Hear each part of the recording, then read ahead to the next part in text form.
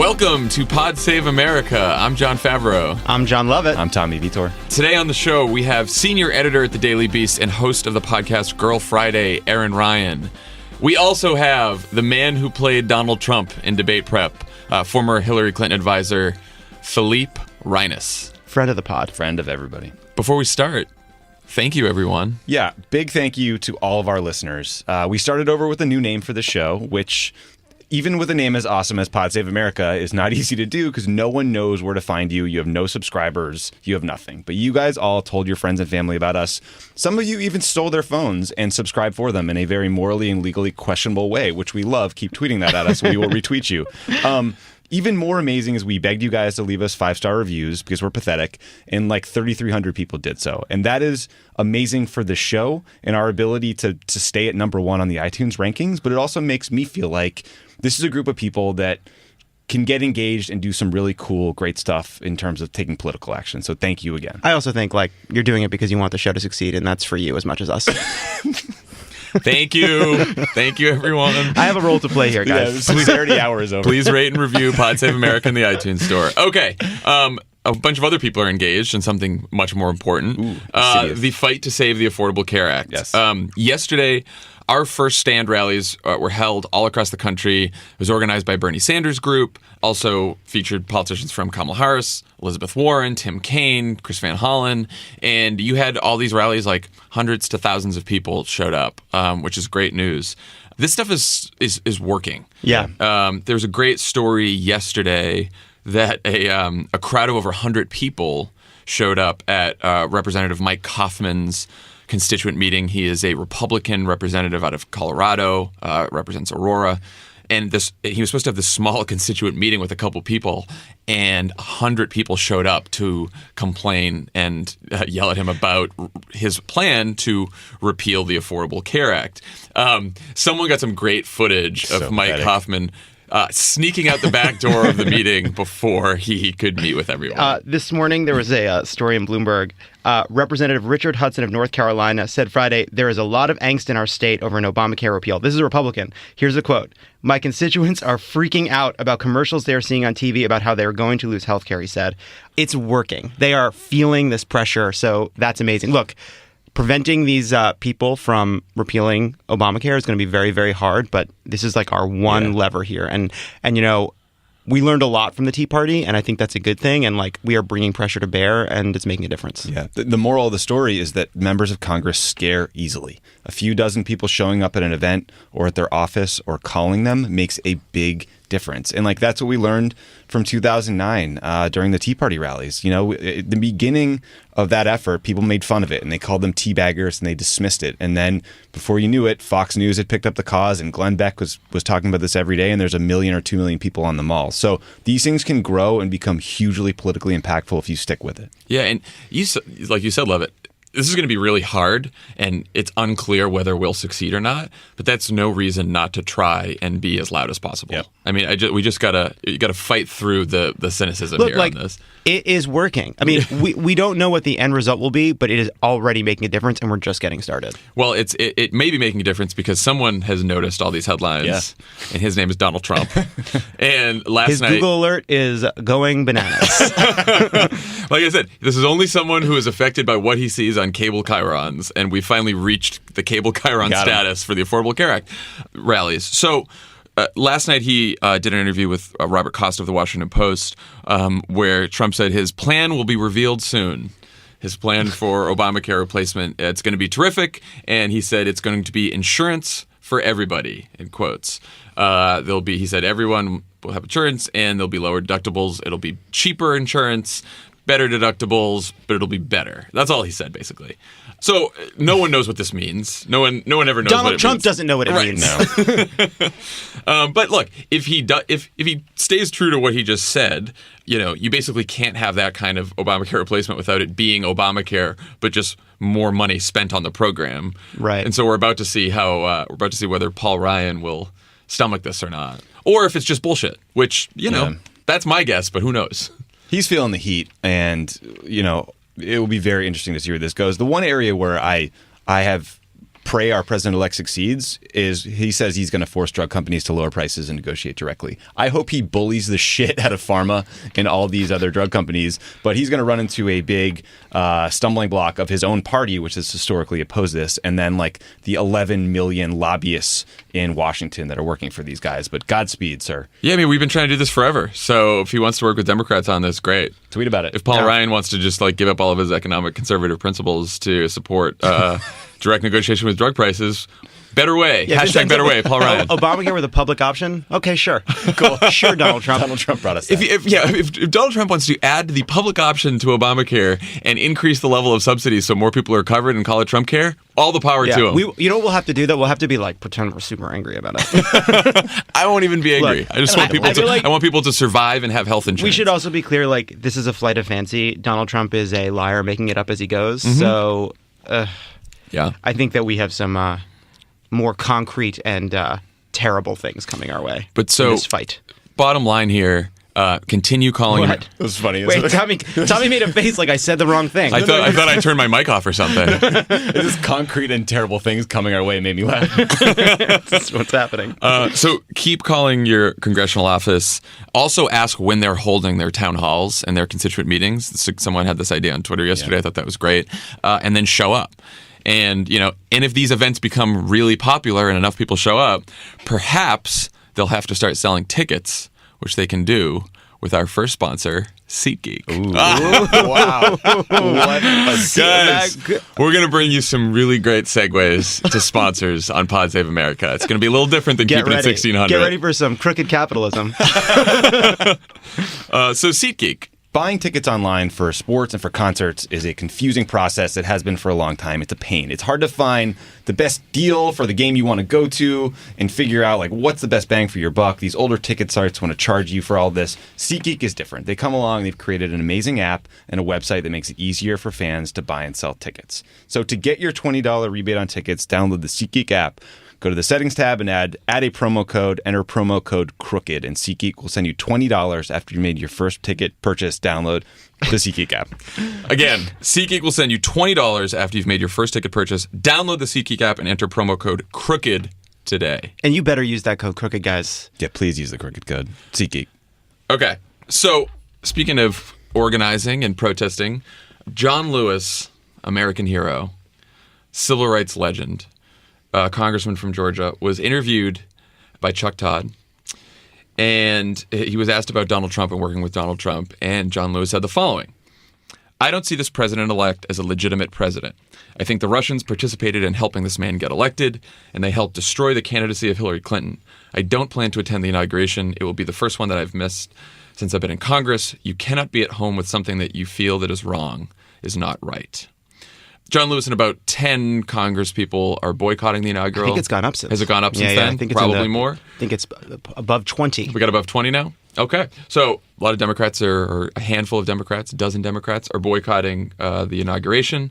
It didn't take long. I mean, you could just you just knew when you saw John Lewis say that you were like counting down the minutes until you scrolled through Twitter and saw the Donald Trump response, right? He attacked the Pope. Never forget. Right.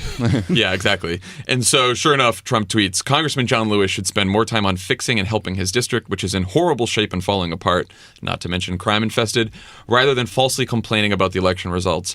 I'll talk, no action or results. Sad." I mean, first of all, John Lewis represents Atlanta, which is a major city in the United States. He represents beautiful parts and parts that have problems that other cities have. But he seems to think every African-American represented district is like crime-addled and horrible and a disaster. And there's a weird pattern here. Yeah, I was going to say, this isn't the first time. It's almost as like his mind is a New York Post headline from 1978. He's like a walking Central Park 5 That's ad. all he is. He doesn't have any... He has no information. It's just so gross. It's like, you know what? Like John Lewis had his skull bashed in on the Edmund Pettus Bridge, right? To like, you know, for voting rights, and he is a hero. You can't. Of course, the thing that's so frustrating about this is like it's so obviously wrong. It's so obviously an evil thing to say, and then you see all these people bending over backwards to kind of demonstrate, and like it's such an easy thing to like take Donald Trump and he's a hero, sir. How dare you? Which is good. We should be saying that, but like.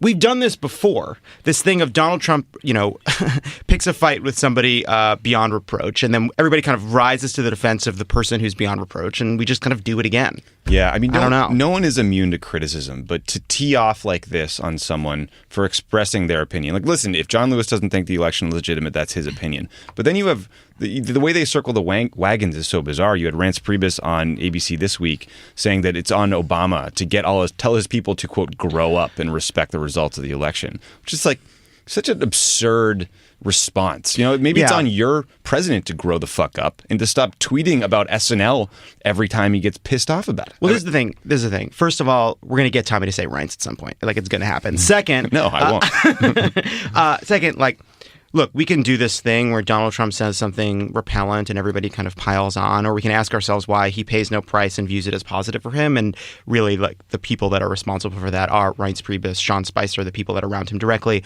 also people like Paul Ryan and Mitch McConnell and other allies who have, made this dirty deal and sold their souls to back this guy.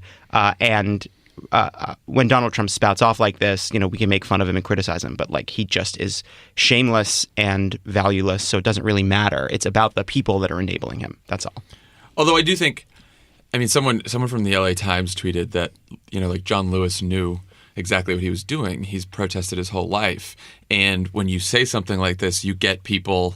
Right, you bring some energy and enthusiasm to the cause, and like you just mentioned, Lovett, that the number of congressmen boycotting the inaugural has gone up since then. So people do take a cue from at least on John Lewis's side of the equation here. Yeah. Even if, like you said, shaming Donald Trump is impossible because the man has no shame. Yeah.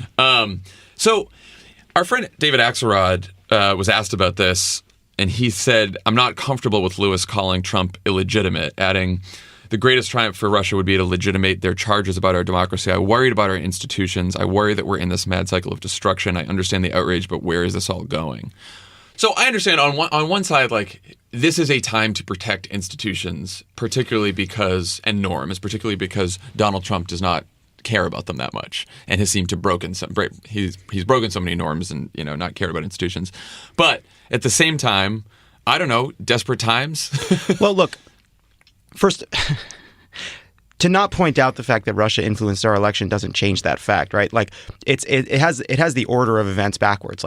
Pointing out that Russia interfered doesn't delegitimize Donald Trump. The fact that Russia interfered delegitimizes Donald Trump. I think this word legitimate has a lot of different things to it. That seems to be part of the problem here is what does legitimate truly mean in this context? He is certainly certified by the Electoral College. Right. He won the election in a legal way. Sure. And Russia, and look, as long as we take at face value the idea that Russia didn't actually hack voting, but so much hacked the minds of American voters, they ultimately made this decision regardless of where that influence came from. So in that sense, he's legitimate. But at the same time, I don't really think that matters. What convinced me about what John Lewis said wasn't the part about whether Donald Trump is legitimate or not. It's about supporting something you don't feel at home with. And that to me is the central question. Do you feel comfortable standing there and being part of the pomp and circumstance that's endorsing Donald Trump as our president?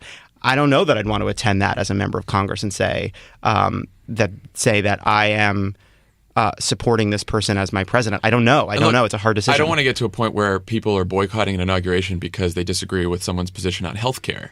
But I think we have to recognize that this is an extraordinary circumstance with Donald Trump. It's different.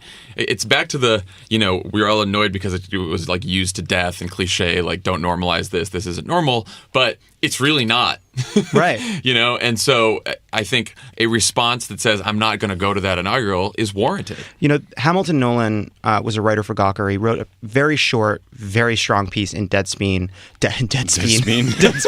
John literally spit out his water. In Deadspin, basically that says, don't kiss the ring. And I really think it's worth reading, and it really stuck with me. And the basic point he makes is, this is not a battle of ideas. This is going to be a fight for civic society, and part of that is going to be recognizing when it's time to not respect Donald Trump's authority because he's already abusing it in so many different ways. This is a vice grip we're going to be in for a long time, which is we believe in these democratic norms. We believe in these democratic institutions. And so how do you defend them against an adversary who is going to use them when he sees fit and abandon them when he sees fit? He's already doing that on conflicts of interest, on having members of his family be part of his administration. I mean, he's going to be breaking the Constitution on day one. So when he doesn't care about the laws and norms, he breaks them. When he wants them, when he wants the pomp and circumstance, he's going to say, how dare these congressmen not respect my institutional authority? So it's up to us to recognize moments where we're going to say, you know what? If you're going to abandon norms, we're not going to respect the norms that give you power based purely on the job that you've won here, I guess. I don't know what that means, but you know what I'm saying. Yeah, no, and it's worth saying on Martin Luther King Day that Martin Luther King and people in the civil rights movement were not seen as legitimate, or they were seen as radicals. They were criticized. They were called troublemakers. I saw somewhere today that Strom Thurmond, after King was assassinated, called him an outside agitator bent on stirring things up. Oh my God, what a horrible person. I mean, but that so just to give you a think. Right now, we look back on Martin Luther King Day and think, oh, it must have been so popular and embraced to be in the civil rights movement. Because pretty it's optimistic, right? Like history becomes whitewashed about that. But like in reality, it was extraordinarily hard to be part of those protests because you were seen as anti-American and outside the mainstream. And I see those Republican members of Congress who endorse Donald Trump tweeting how much we have to honor Martin Luther King. Supporting Donald Trump, you might as well be tweeting that while peeing on Martin Luther King's statue. Give me a break. Give me a break. Today we celebrate. Tommy's eyes just went wide open. Today we celebrate the virtues of Martin Luther King, which is why I endorse Donald Trump and am tearing this country down to back a racist so we can cut marginal tax rates for my wealthy buddies. You goons. Straight shooter, respected on all sides. Straight shooter, widely respected on all sides. Guys, little side note, merch coming soon. Merch coming very soon. One more thing to end on this. Have you guys noticed that Donald Trump is, not just because these congressmen are boycotting, he's having a bit of a hard time filling the seats in his inauguration right now. So apparently there's permits for 200 buses for the inauguration. By contrast, Obama had 3,000 buses for permitted. And also the March on Washington, which is the day after, the Women's March on Washington, which is the day after the inaugural, there's permits for 1,200 buses. Yeah. You're also seeing ads potentially for seat fillers, allegedly. I don't know. I can't confirm them. Fake news, maybe. The whole thing Very careful about libel here at Pod Save America. Very careful. I mean, listen, I don't want to stand outside in the freezing cold on a January day in Washington, D.C., but I do think this is the kind of thing that's going to show a lack of enthusiasm for Donald Trump's presidency, and it's going to drive him crazy. It's almost as though he has a 37% approval rating, the lowest of any incoming president in recent memory. Weird. Must not matter, though. If you do end up going to the inaugural, though, and you need some last-minute attire, may we suggest Indochino suits?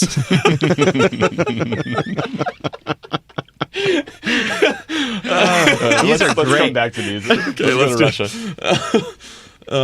So in the New York Times, Nick Kristof has a column where he asks, is our new president a Russian poodle? Yesterday, Trump did a round of interviews with foreign press where he just continued this very odd, alarming, ominous embrace of Russia. Tommy, you want to walk us through some of the highlights? Yeah, I mean, he talked to a newspaper out of the UK and one out of Germany. And one of the things he said was that he said NATO is obsolete because they're not fighting terrorism, which, first of all, that's factually wrong. I mean, that has been their primary mission since 9/11, starting in Afghanistan, but they also do training missions in countries all across the world.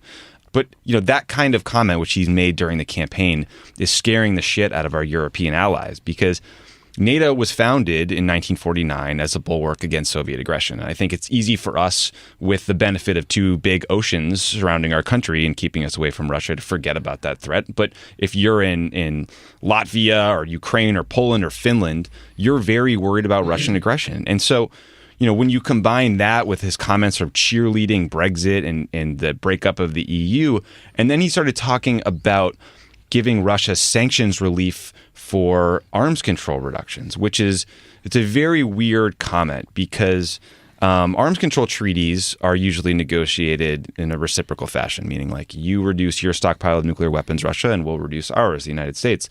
He's essentially saying to them, the sanctions we have on you for hacking our election or for invading Ukraine can go away if you'll, for the cost of 100 nukes or whatever it might be. I mean, it's inviting more Soviet aggression in the region, and you already have leaders in Britain, leaders in France, leaders in Germany speaking out and scared to death.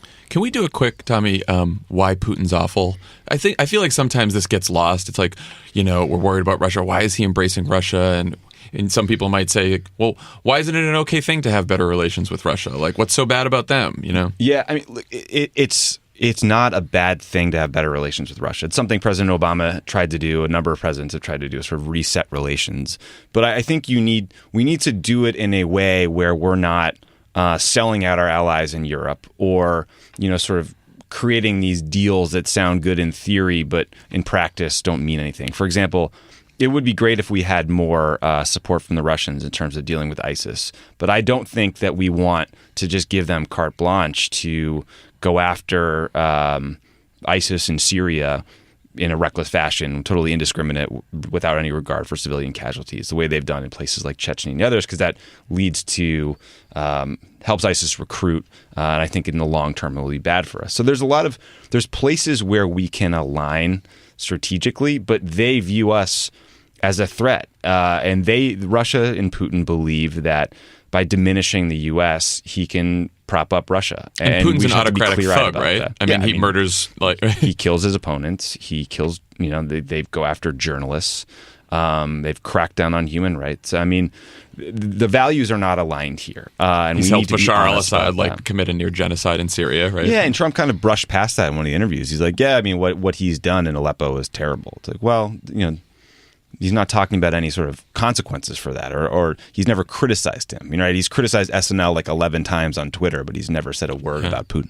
I mean, I want to not be alarmist about this, but you just keep reading these stories about Russia. Like Israeli newspapers report that American intelligence officials warned Israel to be careful about sharing classified info with the Trump White House for fear it would be given to Russia. Like, that's crazy. Yeah.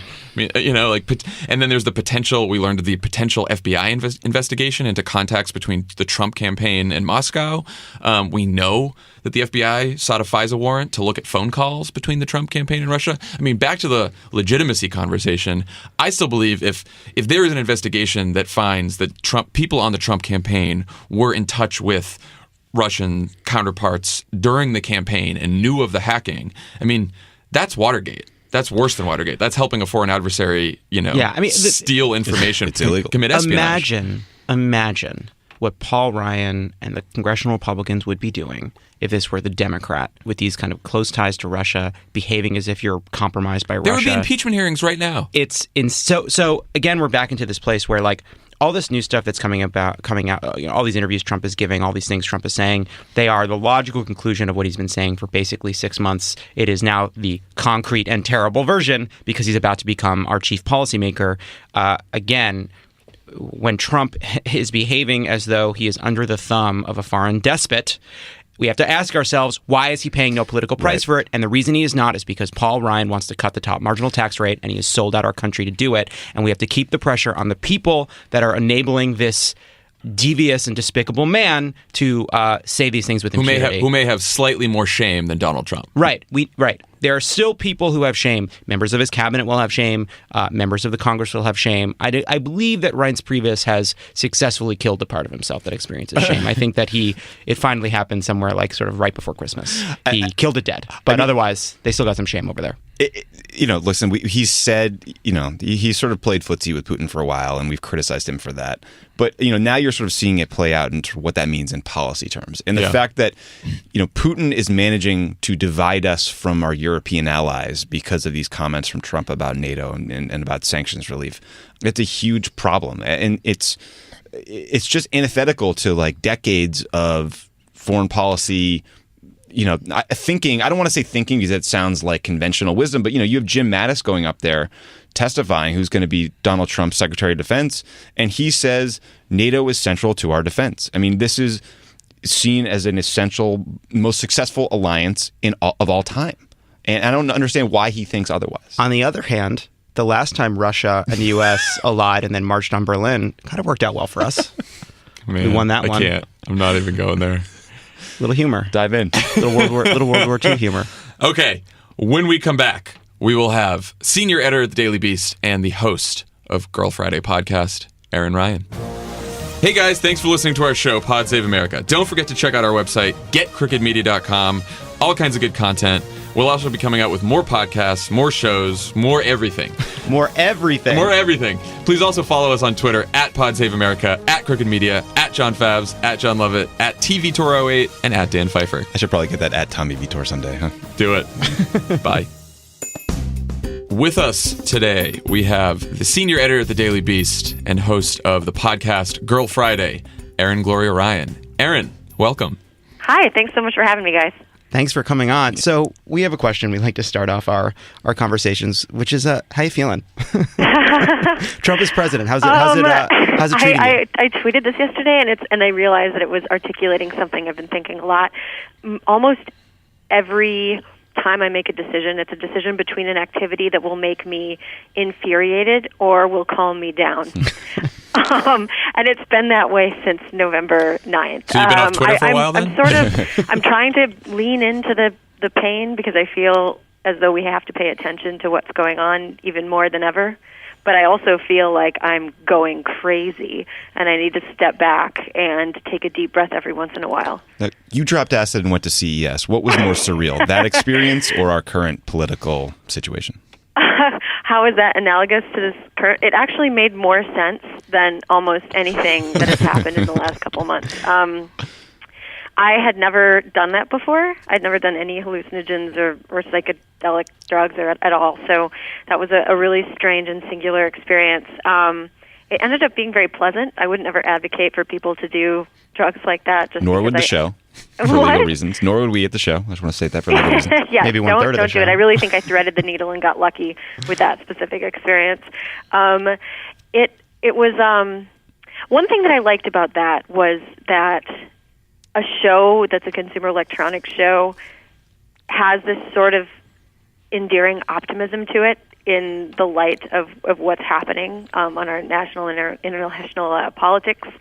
It almost seemed like cutely, it was really endearing. It was like, oh, you guys think that there is going to be a world in 5 years, and in 5 years we'll all have smart kitchens that will text us at work. And isn't that nice that you think that there's going to be something? It's like they haven't been when you paying have attention. a conversation in a relationship with, and it's kind of on the decline, and you talk about going on vacation together, and you have this momentary little balm in your soul. That's CES. I just don't. Capitalism. I'm just not convinced that a smart fridge is going to get us over the finish line here as a country. Well, first of all, I think I'm a real Luddite. I don't like technology, and I don't really like being around people who get really dorky about it because it's just it makes me feel like I need to take a shower. And they're just a bunch of nerds, you know? Oh, yeah. They're a bunch of nerds with a sense of self-importance who have decided that consuming things and creating things are the same thing, and they're not. So, it was like I don't believe in like a smart home. I don't want my coffee maker to know when I get home from work. Why? My house is fine. I don't need any of this stuff. But at the same time, it was a little bit. I left the experience of tripping on acid at this show thinking, okay, well, there are a lot of people that are pretty sure that the world's not going to end, so maybe I could live in that headspace more. Silver lining.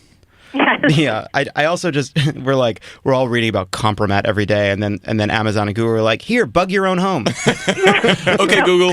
Yeah. Thus concludes the Alexa, Fuck You Silicon Valley segment of our show.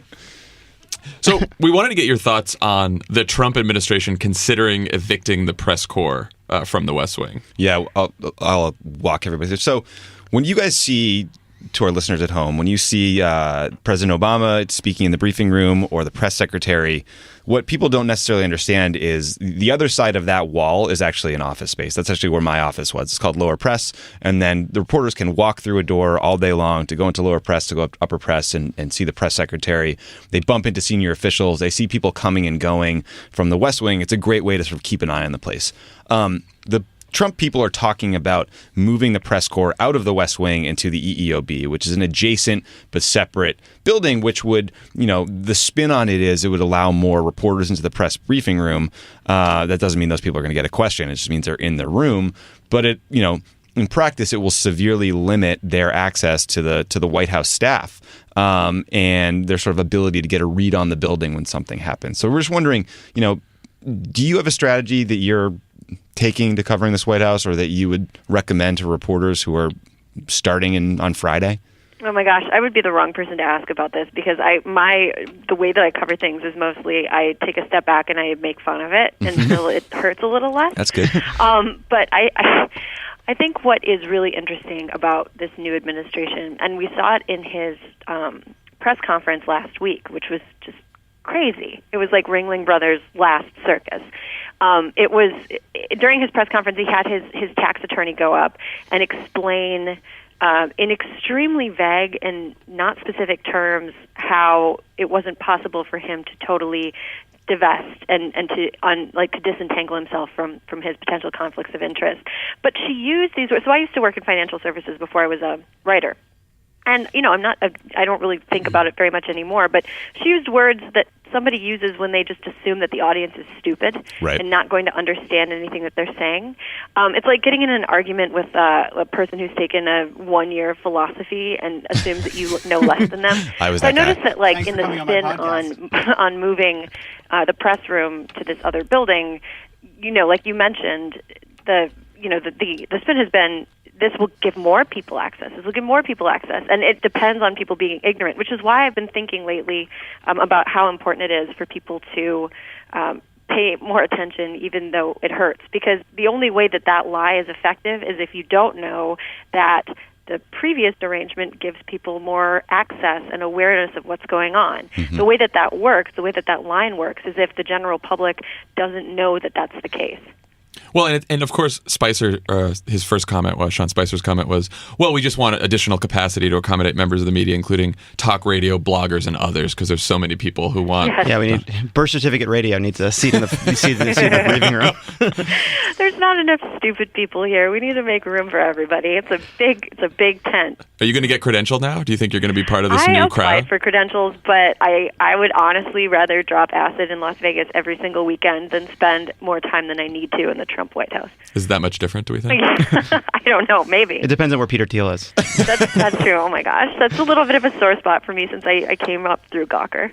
For sure. So, you said your general take on reporting is to step back and make fun of things. I'm wondering, do you think that satire is going to play an even bigger role? What's the balance between sort of giving Trump a pat on the head and ripping him to shreds on SNL? Like, where do you strike that balance? Well, I think there's a place for serious and thoughtful engaging in what is actually happening and stepping back and laughing at the thing that's actually happening. One thing that I noticed, and I'm from a rural county in Wisconsin originally that went 2-1 for Trump, I think, this election. And one thing that I noticed about the Trump voters there was that they're a population of people who are sick and tired of getting laughed at. For better or for worse, like a lot of people who are in that demographic deserve to be laughed at because they like crappy art, they listen to crappy music, as we can see from the inauguration concert lineup. They just don't have any taste, and they're tired of being made fun of for not having any taste. And Hope Trump is like the pod. person who kind of opened up his oversized suit and was like, "Look, no, it's fine. You guys are fine. We're not laughing at you. We're laughing at we're sick and tired of it." And I think satire maybe played an outsized role in the last cycle because people used it as a way to not engage with the actual facts. Like they would get their news from The Daily Show instead of actually reading the source material, which I think is fun and a little bit easier than actually taking news in directly, because it can be a little dry and it requires effort and thought and not just sitting back and laughing. But I think it's more important than ever to kind of balance that out a little bit. So, long story short, I'm part of the problem.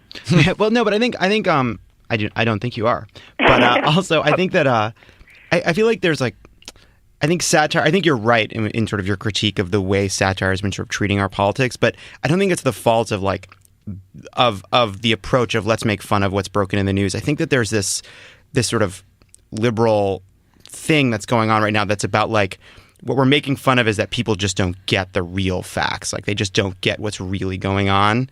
And I think people kind of resent that, right? Like there's it's I I don't think I'm making a good point. No, me either. I do think there's a point where like satire can be incredibly condescending, and I'm gonna start a sentence that you should all punch me in the face for when I finish. Malcolm Gladwell did a podcast on how satire backfired when it was used against Margaret Thatcher and in some ways against Palin, because at some point along the way they're brought in on the joke, and it just kind of like it divorces you from the real problems of Sarah Palin not knowing what the hell she's talking about to kind of like goofing on her accent, and maybe that's a dangerous thing. Mm-hmm. Yeah, I think that is not. I don't think you're wrong at all. I think, but I also think that, like I said, that truly understanding an issue requires a little bit of effort. And laughing at somebody, like someone, I don't know, Jeff Sessions, for example, to me, looks like three Keebler elves in a trench coat. Like, that's funny as an observation, but it doesn't really engage me with, like, what his record is. Right. And you know, I'm not super well-versed in what he's doing and what he's done and why he's so abhorrent to so many people. You know, so if I were a layperson, part of my job as a voter and a participant in democracy would be to educate myself about this person rather than just take the shortcut and laugh at them. Because I think in an ideal world, the laughter is more fulfilling and funnier because of what his record has been. Well, I was going to say, the satire sort of has to be on message, right? Like the satire about Trump has to be how he's screwing a bunch of people, not how he has bad taste, right? Because you don't want him to be able to say, you're not just making fun of me, you're making fun of my voters. You want to sort of separate him from the voters. Right. It can't be like a satire of aesthetics,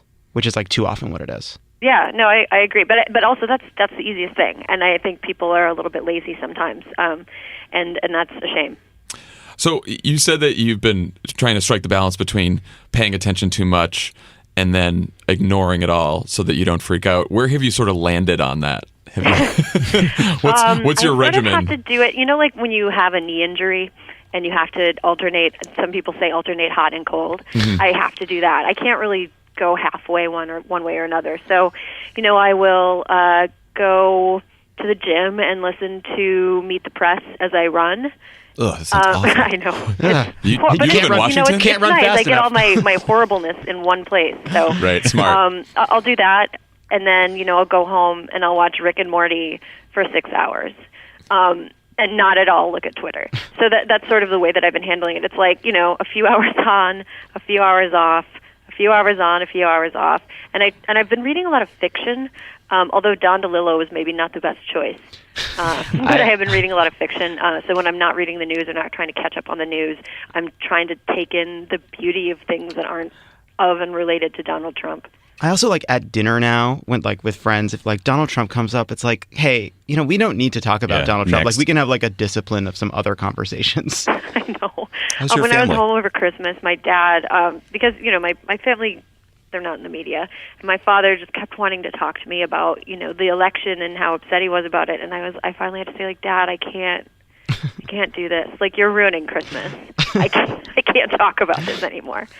I get a lot of people saying, you know, talking about it, and they're like, you must be sick of talking about this because you talk about it all the time. And I was like, no, I'm sort of resigned. I'm like, no, that's my life. That's the path I've chosen. So I deserve Right. it. Bring it on. It's an obsession. Right, yeah, and girlfriends from college of mine, none of them are in the media either, and they're all sort of like, oh, you know, it's nice. I'm just going to not pay attention to the news anymore, and wouldn't that be nice? I would love it if I could step back and not pay attention to the news, but you know, like you said, it's the job I picked, the job you picked. Yeah, I mean, we're three guys that just sort of looked at this and said, more, more, please. Look, we have a republic to save, you know, and it's us. It's our tweets are going to do it. Our podcasts are going to do One it. podcast at a time. We're like 5 podcasts away from getting Trump to realize Figuring what a some jerk stuff he is. Aaron Ryan, thank you so much for joining us, and everyone check out Aaron's podcast, Girl Friday. It's great. And Anything read your else to piece plug? about CES. It was great. Thanks on the for Daily having Beast. me. Thanks, Aaron. for coming on. Bye. Bye. You're listening to Pod Save America. If you're going to go to inauguration, you should look good. Probably better than when we started working in the Senate office and we wore those suits where you got like 12 for the price of one. And we looked Oversized oversized, poor fitting. Indochino offers you a made-to-measure suit that fits and looks so much better than anything you're going to get off the rack. You just visit a showroom or shop online at Indochino.com and pick from hundreds of fabrics. And this week, Pod Save America listeners can get a premium Indochino suit for just $389 at Indochino.com when you enter the code CROOKED at checkout. That's 50% off the regular price for made-to-measure premium suit, and the shipping is free. Do you think I'll finally stop looking like that chubby kid from Stranger Things? Guys, wedding's coming up. Groomsmen will be wearing Indochino. We'll all be wearing Indochino suits. John's wedding brought to you by Indochino. Yes. Emily will want a sponsor on that, won't she? Okay. Great. You're listening to Pod Save America. Special guest today on the pod. We have former senior advisor to Hillary Clinton, Philippe Reines. Philippe, welcome to the program. Thank you. How are you guys? Great. We're great. We're great. So Everything's going well. everything's fine. So we're really excited to have you on. The reason we wanted to talk to you is because there was this big story in Politico that everybody should read, and it's rare that we say that about Politico. Think about it from my end. I've been telling everyone, like, Politico's got this great story about.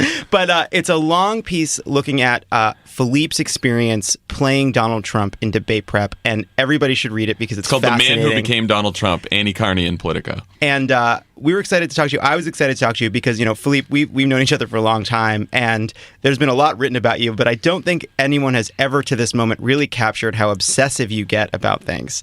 And I think it's fair to say you got a little bit obsessive about playing Donald Trump, right? Well, you guys are out in California and Hollywood. I mean, that's what you're supposed to do, right? You're supposed to immerse yourself, take He's it a very method actor. seriously. Yeah, you're the Daniel. Actually, I you're did the Daniel it, Day-Lewis of I this. did get obsessive, or I did apply my usual obsessiveness to it. A lot of it was just for my own head.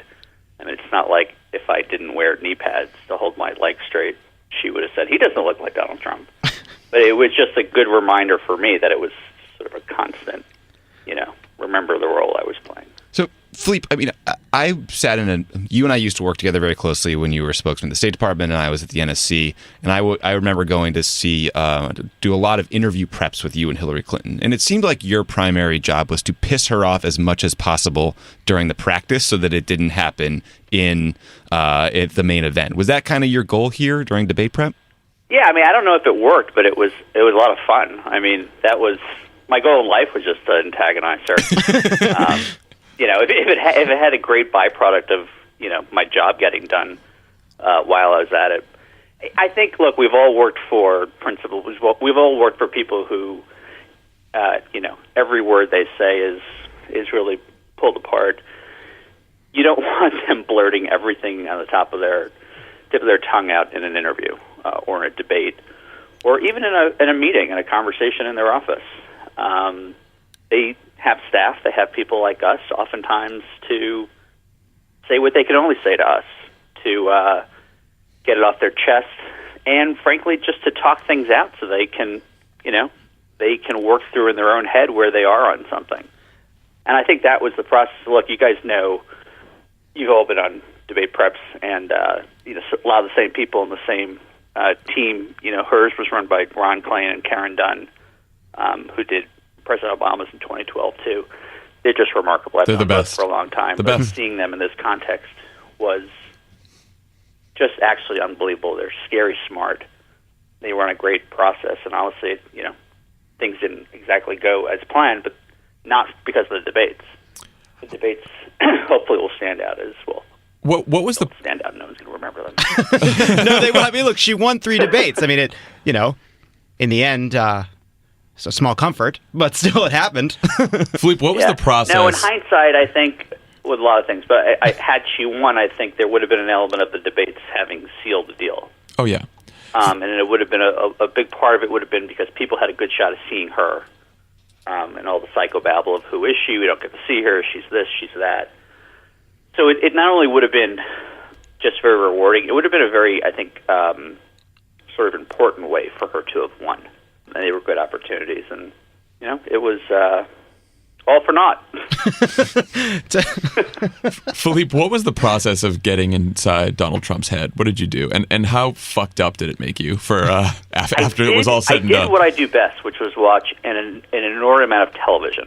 I watched him over and over and over. And first of all, it's not like the whole country wasn't watching, especially people like us who are watching a little bit more than usual. And frankly, it wasn't solving Rubik's Cube. I mean, he has some pretty predictable patterns. In fact, I shouldn't say some. I mean, he is one big predictable pattern. What was tough, and I've never done this before, so I don't know, I shouldn't say tougher or less tough, but,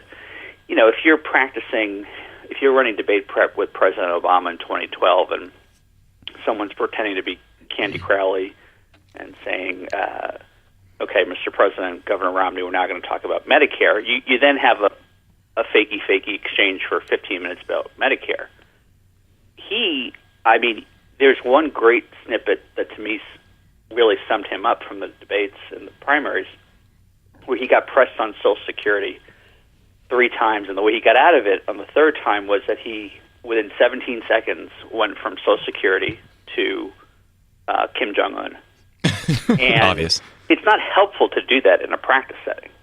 It's not helpful to, when you're trying to think through, economic answers or social justice or Syria, to every 45 seconds start ranting and raving about, BleachBit and her hammering her phones and being in jail. So, I think the harder thing to do is actually to try to debate, because he doesn't bother to. So one of the things you said in this story is that he is predictably unpredictable. And I think unpredictably predictable, predictably unpredictable, it doesn't really matter. It's hard to know what the difference. No, it's a huge difference. All right, fine. It's a huge difference. Well, whatever you said. Don't get into the fake news. Lovett doesn't read the news. Quoting whatever you want to think. I think he's the most predictable, unpredictable person. Sure, great. That's what I was getting at.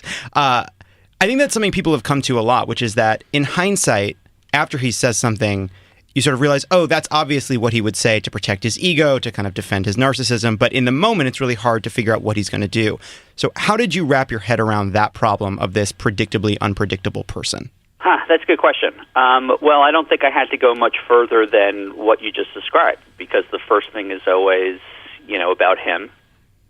Did you say something or did you do something that he would consider, a challenge to him, to his experience, to his abilities, which pretty much he experiences every word that way. And look, especially in a debate, in these debates where not just the opponents but the moderators, there's a lot of it was, Mr. Trump, you said this 10 years ago. Mr. Trump, we heard a recording of you saying this yesterday. So it was very much within the framework of, Mr. Trump, you are a bad person. Tell us why you did not screw up. And that's where he's most predictable. But in general, he's, again, I think it's funny, I'm sure you watch as much TV as I do. Everyone's trying to figure out who he's going to pick for this slot. What does that mean? When is he going to reveal his plans for X? This idea that things are going to settle out, that, campaign was all a big show, transition is sloppy, but, taking it more seriously, and that suddenly just going to wake up one day and things are going to be even remotely akin to any kind of plan is a lot of things, but it's naive. That's just not who he is. And it's not who he's going to be. So then I guess the question is, and I think it's a good idea to look forward. All right, you've embodied this guy, you've kind of figured out the way he approaches problems. What would be the lesson for reporters, for those of us trying to hold him accountable? How do you box Donald Trump in when you've played him? What works? Reporters, I think, have a couple of problems, but the solution, I think, the press conference he held last week, what I was seeing was almost what should have happened. Should have been the ending scene in the Robin Williams movie. I'm sorry, I'm blanking on the name, where they all stand up on the desks. Dead Poets saying, Society, Captain, my captain. Right. Like, if they are not willing to all go down for each other, if they do the standard routine, which is of the White House briefing, this isn't just with the president, just with the press secretary, of I'm going to practice my question all day. My question itself is going to be newsworthy in the sense that my network can then say, oh, today X stood up and Sean Spicer or President Trump would refuse to answer X. That's not going to work. They literally have to get up there with the goal of getting an answer, which sounds incredibly obvious, but I don't. Look, you guys have worked in the White House. I never have. I don't think that's what goes on. The prancing and the sort of the drama of it is not geared to get an answer. It's geared towards Good TV. getting at least something for television. And every day, I think they almost have to go. They all have to embody either Jake Tapper or Chris Matthews. They all have to add up, because if you look at the interviews he's done, one with Jake, with the David Duke fiasco, and I think there was one other in the Chris Matthews interview where he said, women should be criminalized for having abortions.